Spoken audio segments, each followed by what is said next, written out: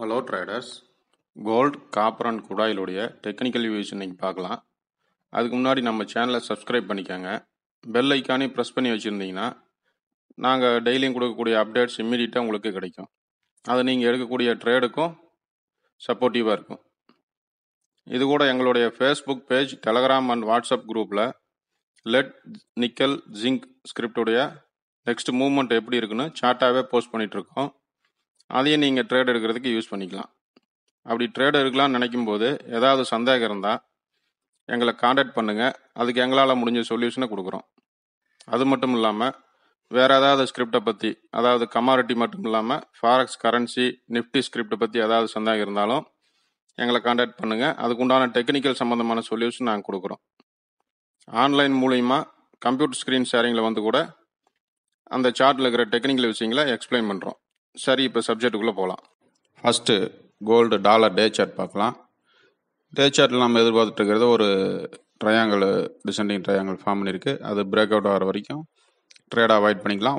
அல்லது இந்த சப்போர்ட் வந்தால் இங்கேருந்து பை ஆப்பர்ச்சுனிட்டி கிடைச்சா பைக்குள்ளே போய்க்கலாம். அல்லது இந்த ட்ரெண்ட் லைன் மேலே ட்ரெண்ட் லைனை டச் பண்ணும்போது செல் ஆப்பர்ச்சுனிட்டி கிடைச்சா செல்லுக்குள்ளே வந்துக்கலாம் அப்படின்னு சொல்லி எதிர்பார்த்துட்டு இருந்தோம். இப்போ சப்போர்ட்டை நோக்கி தான் வந்துட்டு இருக்குது ப்ரைஸ் இப்போது. ஸோ இங்கே வந்த பிறகு நம்ம பையா செல்லாங்கிறத அங்கேருந்து இருக்கும்போது ப்ரைஸில் முடிவு பண்ணிக்கலாம்.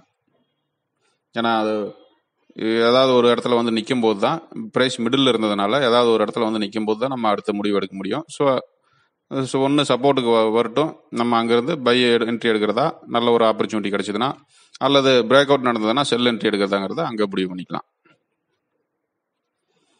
4 ஹவரில் ப்ரைஸ் ஸ்லோவாக, நேற்று பார்த்தீங்கன்னா ஃப்ரைடே பொறுத்த வரைக்கும் ப்ரைஸ் ஸ்லோவாக தான் இருந்தது. மேலே போகவும் கீழே வரவும் தான், ரெண்டு சைடுமே ஒரு ஷேடோ கேண்டல் மாதிரி தான் கொடுத்து வெயிட் பண்ணிட்டு இருந்துச்சு. இப்போ தான் இன்றைக்கி தான் கொஞ்சம் நல்லா ஸ்பீடாக மூவ் பண்ண ஆரம்பிச்சிருக்குது சப்போர்ட்டை நோக்கி. ஸோ இன்றைக்கி இந்த சப்போர்ட்டை ரீச் பண்ணுறதுக்கு ஒரு வாய்ப்பு இருக்குது. இந்த சப்போர்ட் வந்த பிறகு நம்ம இந்த சப்போர்ட் வர வரைக்கும் செல் என்ட்ரி எடுக்கலாமான்னு பார்த்தீங்கன்னா அந்த செல்லை அவாய்ட் பண்ணிக்கிறது பெட்ரு. ஏன்னா இங்கே வரணும்னு அவசியம் கிடையாது. இந்த சப்போர்ட்டை நோக்கி கம்பல்சரி இந்த சப்போர்ட்டுக்கு வரணுங்கிறது கம்பல்சரி கிடையாது. இங்கே வந்த பிறகு நம்ம இந்த இடத்துல என்ன முடிவு பண்ணலாங்கிறத நம்ம அதை இங்கே வர்ற ப்ரெஷரை வச்சு நம்ம முடிவு பண்ணிக்கலாம். ஏன்னா இந்த நல்ல ஒரு ஷேடோவாக கொடுத்துட்டு கூட திரும்புறதுக்கு வாய்ப்பு இருக்குது. ஏன்னா என்ட்ரி எடுத்தோம்னா இதுக்கு வந்து ஸ்டாப் லாஸ் நம்ம பெருசாக வைக்கணும். டார்கெட் ரொம்ப கம்மியாக இருக்குங்கிறதுனால இந்த என்ட்ரியை அவாய்ட் பண்ணிக்க சொல்கிறோம், செல் என்ட்ரியை.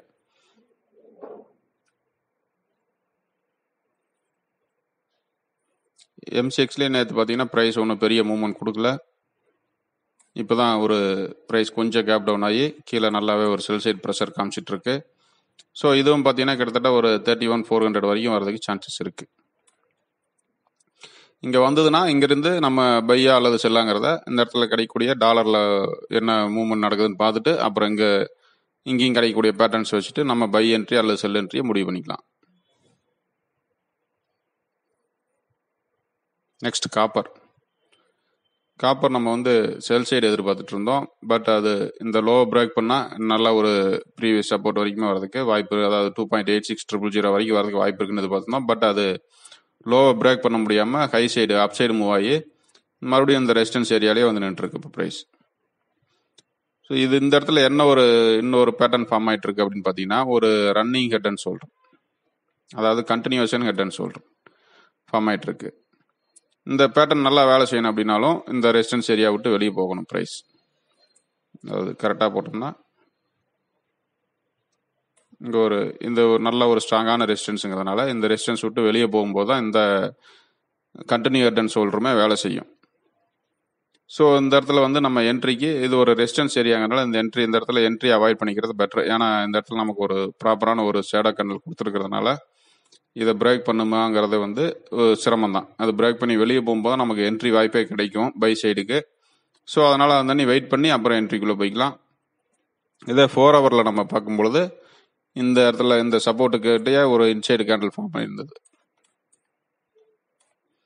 இந்த இன்சைடு கேண்டல் லோ பிரேக் பண்ணிச்சுன்னா செல் என்ட்ரிக்குள்ளே போகலான்னு எதிர்பார்த்தோம். இதோட டார்கெட் நம்ம ஃபஸ்ட்டு டார்கெட்டு மினிமம் டார்கெட் எதிர்பார்த்துருந்து 2.8600 வரைக்கும் எதிர்பார்த்துருந்தோம். பட் அது லோ பிரேக் பண்ண முடியாமல் என்ட்ரிக்கு நமக்கு வாய்ப்பு கொடுக்கல. ஃப்ரைடே வாய்ப்பு கொடுக்காம இப்போ மேலே அப்சைடு தான் மேலே ட்ராவல் ஆகிடுது. மேலே அப்சைடு பிரேக் அவுட் நடந்ததுன்னா நம்ம என்ட்ரி அவாய்ட் பண்ணிக்கலாம்னு சொல்லியிருந்தோம். ஏன்னா நமக்கு ஒரு டேல ஒரு ஸ்ட்ராங்கான ஒரு ரெசிஸ்டன்ஸ் ஃபார்ம் பண்ணி கீழே வந்துட்டு இருக்கிறதுனால அதை பை என்ட்ரி வந்து அவாய்ட் பண்ணிக்கலாம் அப்படின்னு சொல்லியிருந்தோம். பட் அது நல்ல ஒரு மூவ்மெண்ட் கொடுத்து ப்ரீவியஸ் ரெசிஸ்டன்ஸ் வரைக்குமே போயிருக்கு. இப்போ இந்த இடத்துல ஒரு சின்ன ரீட்ரேஸ்மெண்ட் நடந்துட்டு இப்போ ஒரு நல்ல ஒரு சப்போர்ட் ஃபார்ம் பண்ணுற கண்டிஷனில் ஒரு கேண்டல் ஃபார்ம் ஆகிட்டு இருக்கு. ஸோ இந்த கேண்டல் ஹையை கட் பண்ணிச்சுனாலும் நம்ம பை என்ட்ரி வந்து இந்த இடத்துல எடுக்கிறது வந்து கொஞ்சம் அவாய்ட் பண்ணிக்கிறது பெட்டர். ஏன்னா இதுக்கு மேலே ப்ரைஸ் நல்லா ஸ்ட்ராங்காக போய் க்ளோஸ் ஆகணும். இந்த ரெசிஸ்டன்ஸுக்கு மேலே அதுக்கு மேலே ஒரு பெரிய ஒரு ரெசிஸ்டன்ஸ் கேண்டில் ஒன்று ஸ்ட்ராங்கான ஒரு ஷேடோ கேண்டில் கொடுத்து நின்றுட்டுருக்கு. ஸோ இந்த இடத்துல வந்து பிரேக் அவுட் ஆகி போகுமாங்கிறது வந்து அது பிரேக் அவுட் ஆகி ப்ரைஸ் க்ளோஸ் ஆகணும். க்ளோஸ் ஆன பிறகு தான் நம்ம அதை வந்து முடிவு பண்ணணும். ஸோ அது நடந்து நிற்கட்டும். நின்ன பிறகு வேணால் நம்ம பை என்ட்ரி எடுக்கலாமாங்கிறத அங்கே முடிவு பண்ணிக்கலாம். ஏன்னா ப்ரைஸ் வந்து இந்த ரெசிஸ்டன்ஸ் பிரேக் பண்ண முடியலன்னா இது இந்த இங்கேயே ஒரு கன்சல்டேஷன் அல்லது சின்ன சின்ன ஸ்விங்ஸ் மாதிரி ஃபார்ம் ஆகி நின்றும். மறுபடியும் அங்கேருந்து கீழே வரதுக்கு சான்சஸ் இருக்குது. டேவில் பார்க்கும்போது நல்லா கிளியராக தெரியும். இந்த சப்போர்ட்ல இருந்து நல்லா பாடியோட சேர்த்து போட்டோம்னா இங்கே வரும்.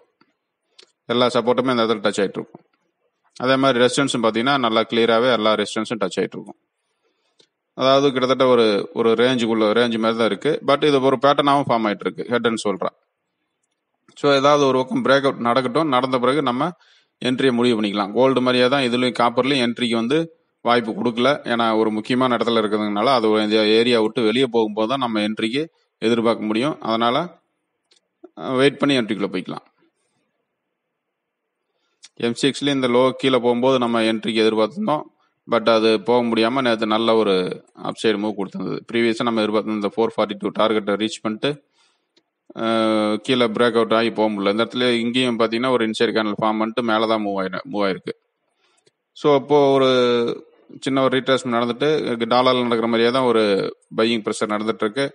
ஸோ இதை ஹையை கட் பண்ணி ட்ராவல் ஆனிச்சுன்னா நம்ம இதை வந்து இன்ட்ராடேக்காக எடுக்கக்கூடிய என்ட்ரி இதை வந்து ஒரு ஸ்டாப் லாஸாக வச்சுட்டு நம்மளோட டார்கெட் அதிகபட்சம் ஒரு 454 வரைக்கும் மட்டும் வைக்கலாம். 54ல் முடிஞ்ச அளவுக்கு என்ட்ரியை கட் பண்ணிக்கணும்.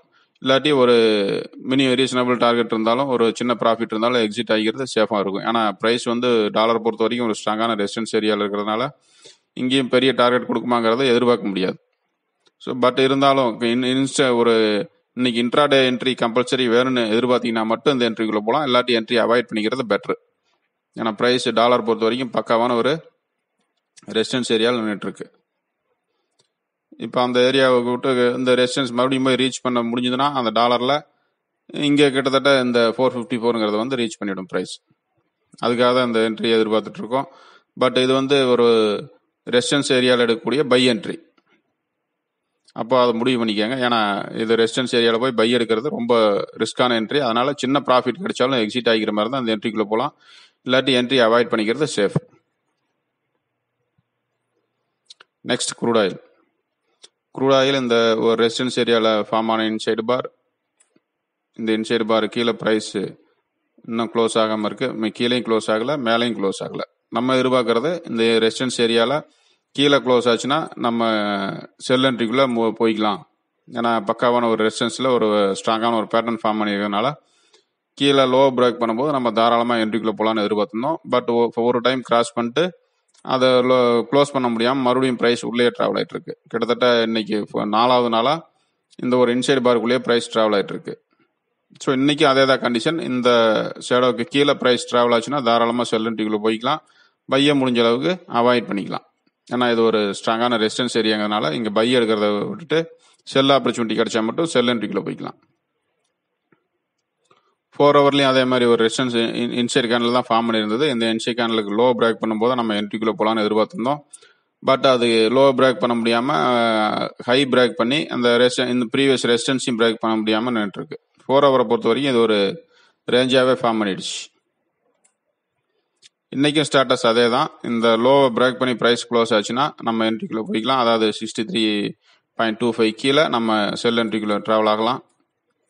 இந்த ஹையை தான் நம்ம ஸ்டாப் லாஸ் அதுக்கு வைக்க வேண்டியது இருக்கும்.